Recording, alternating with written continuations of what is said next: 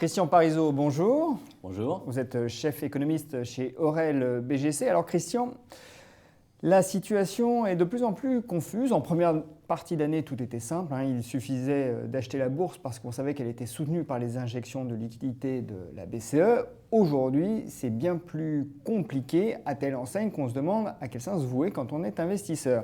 C'est plus compliqué notamment parce qu'on a des signaux divergents du côté de la croissance mondiale.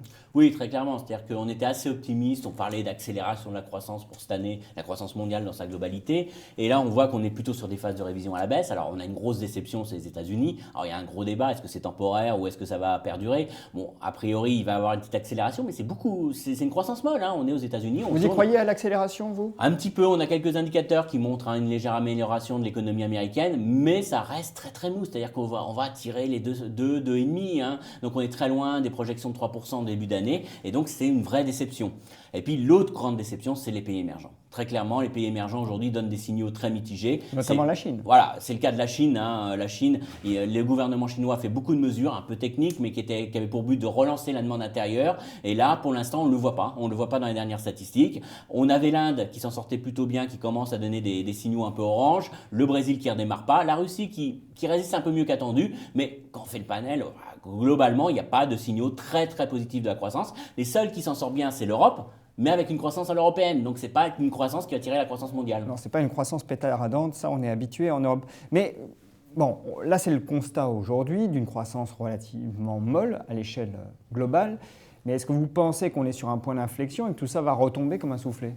Alors, c'est là tout le problème, c'est-à-dire qu'on a du mal à être très noir, parce qu'il y a quand même des éléments de soutien, mais derrière, on a du mal à être très optimiste. Donc, alors, éléments de soutien. Alors, les éléments de soutien, c'est naturellement les prix de l'énergie. Alors, le pétrole a rebondi un petit peu, les matières premières ont un petit peu remonté, mais on reste quand même sur des niveaux de prix relativement bas. On voit qu'il y a quand même des soutiens de politique monétaire. Alors, dans les pays émergents, notamment, on a eu quand même des détentes de politique monétaire de la part de grands pays, parce que justement, l'inflation s'est calmée. Comme les prix de l'énergie ont baissé, ça leur a permis d'avoir une inflation moins forte, donc les banques centrales ont pu un petit peu détendre les politiques monétaires. Donc on a quelques facteurs comme ça de soutien dans ces pays émergents. Les États-Unis, on espère que ça va accélérer. On a eu vraiment un coup d'arrêt sur le premier trimestre qui était lié à des facteurs temporaires, mais pas que.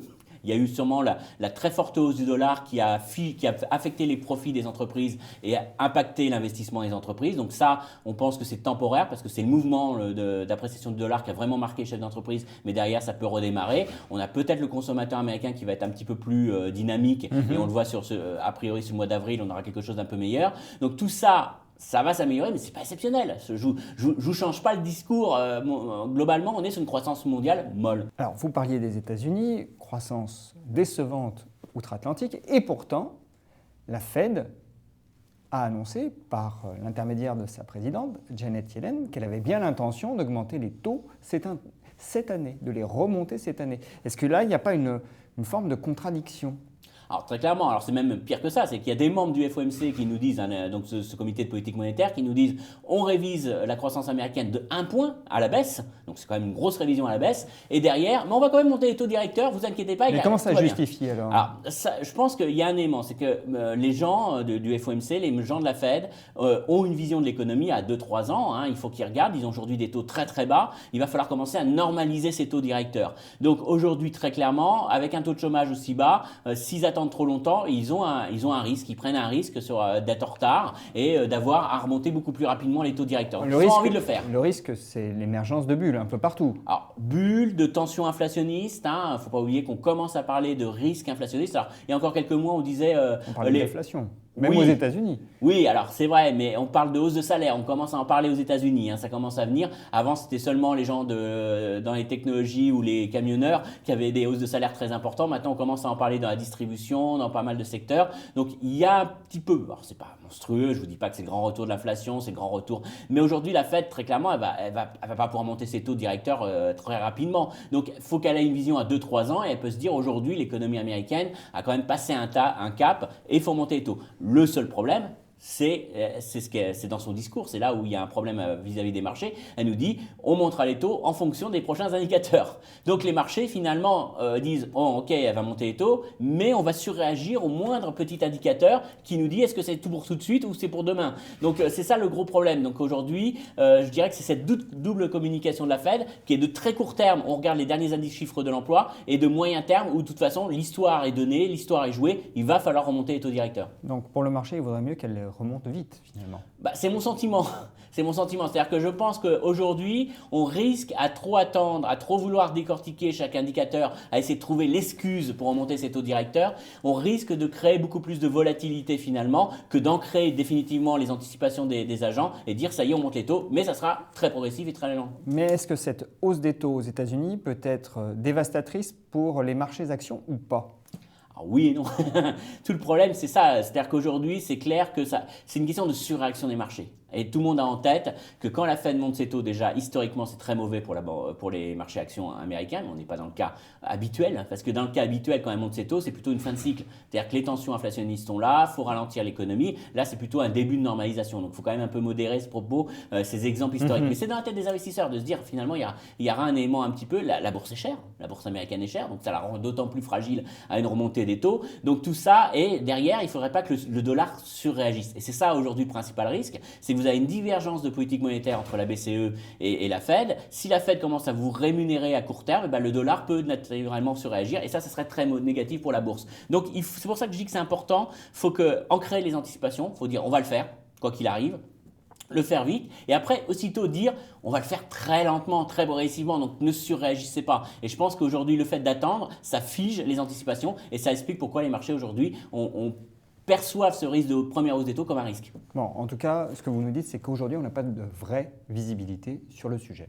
Très clairement, aujourd'hui, c'est la boule de cristal. Est-ce que ça sera juillet, septembre, décembre, la première hausse des taux ? On est dépendant de 3 indicateurs du BLS, peut-être qui seront peut-être faux d'ailleurs, qui seront peut-être révisés après, mais on est dépendant de ces indicateurs, donc on ne maîtrise pas du tout et on n'a pas de visibilité là-dessus.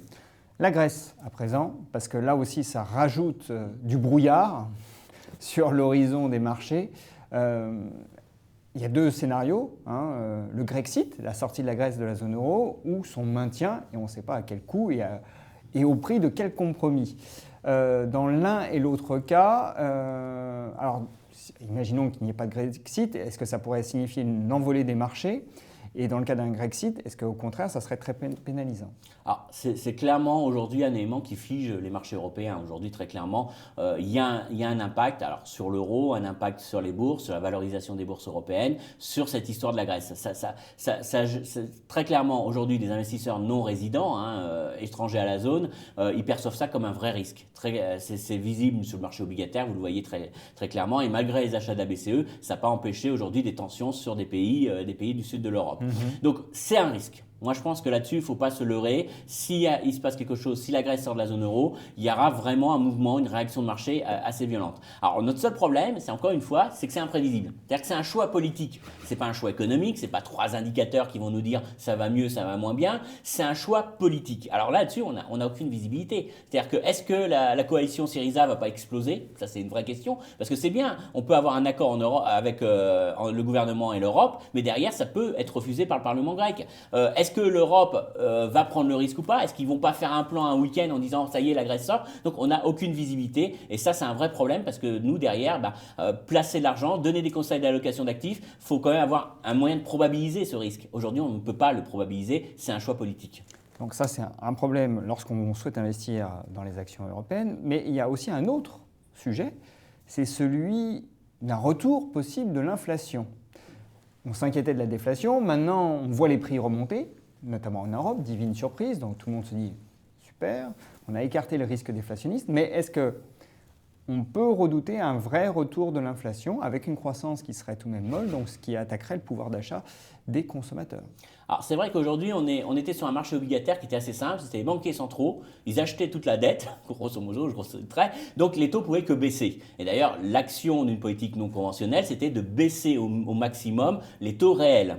Alors ce qu'on s'est aperçu c'est que brutalement on a une réaction inverse, on a eu les taux qui sont brutalement remontés.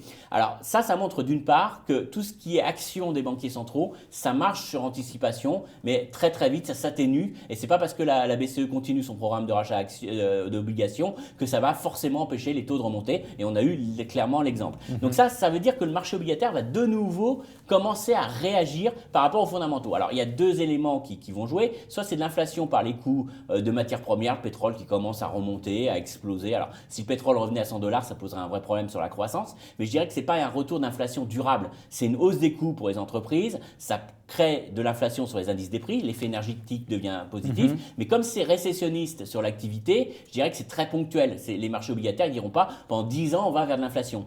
Le vrai risque que vous avez aujourd'hui pour les marchés, donc ça veut dire que les taux peuvent remonter, mais la remontée sera modérée, c'est-à-dire qu'on n'est pas sur un scénario de reprise. Le vrai risque, ce serait que les salaires accélèrent. Alors, c'est vrai qu'en Europe, on est tranquille.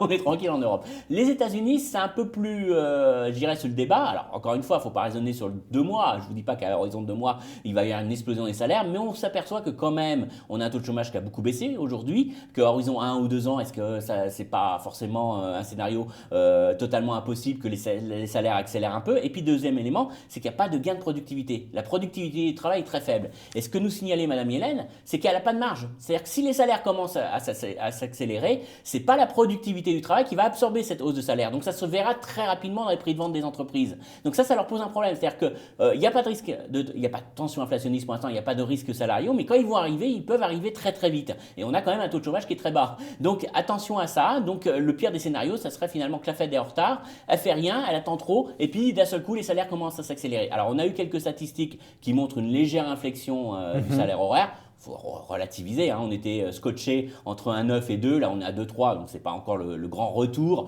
Mais attention quand même, c'est à surveiller, surtout en termes de réaction obligataire.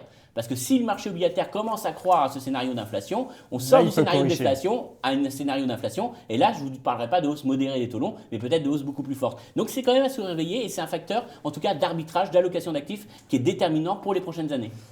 Alors Christian, quand je vous ai lancé tout à l'heure, j'espérais qu'on y verrait un peu plus clair, mais finalement, vous-même, vous confessez que c'est bien difficile aujourd'hui d'avoir de la visibilité. Alors, que conseiller à un investisseur actuellement?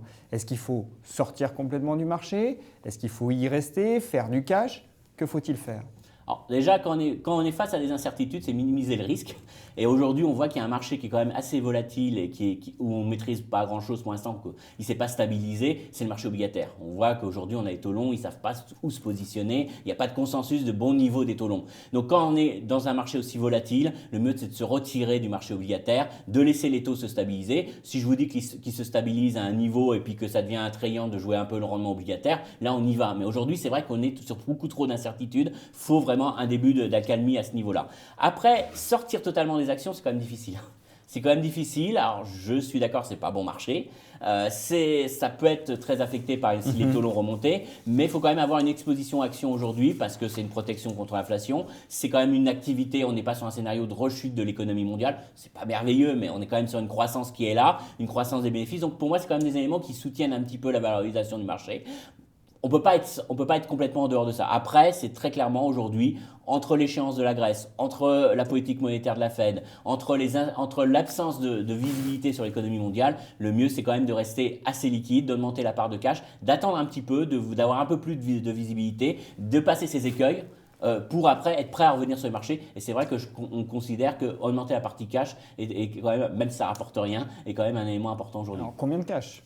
Bon, on va dire 30, 40, ça dépend un peu des contraintes de gestion de chacun. Mais aujourd'hui, c'est vrai qu'il faut rester un peu plus sur le monétaire, c'est rester sur le très court terme, attendre un petit peu d'avoir de visibilité. Encore une fois, moi, ce qui m'embête, c'est que ce sont des risques qui sont difficiles à probabiliser. Donc, c'est des risques qu'on ne maîtrise pas du tout. C'est ce qui m'incite à être très prudent à horizon quelques mois, là, pour les prochains mois. Et les actions, est-ce qu'il faut, à l'intérieur de cette poche, privilégier quelques secteurs plutôt que d'autres? Oui, alors nous, on reste quand même sur attention aux actions qu'on a jouées pour le bas niveau des taux d'intérêt, parce que naturellement, cette volatilité du marché obligataire va se répercuter sur des valeurs immobilières. Donc les foncières, les utilities sont à éviter pour le moment? Évidemment, parce que si je vous dis que les taux longs ne sont pas stabilisés, vous n'avez pas joué les secteurs qui sont les plus sensibles à ça. Donc moi, je reste plutôt sur des valeurs qui jouent l'économie domestique, l'économie européenne plutôt qu'internationale. Il y a trop de fluctuations de change aujourd'hui et c'est vrai qu'on vient plutôt vers des valeurs un petit peu solides. On peut profiter de cette correction parce qu'il y a quelques valeurs aujourd'hui qui ont bien corrigé, qui sont assez solides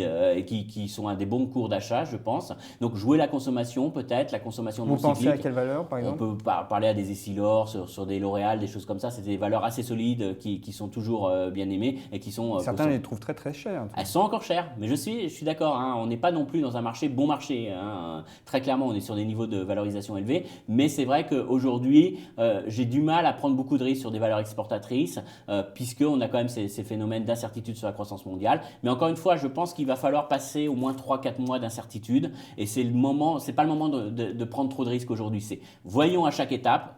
Ayons déjà une visibilité sur la Grèce, ayons une visibilité sur une stabilisation du marché obligataire avant de commencer à mettre en place une stratégie. Et je pense qu'aujourd'hui, il faut savoir être modeste, de bien comprendre qu'on n'a pas de visibilité et donc le répercuter dans notre allocation d'actifs. Christian, merci.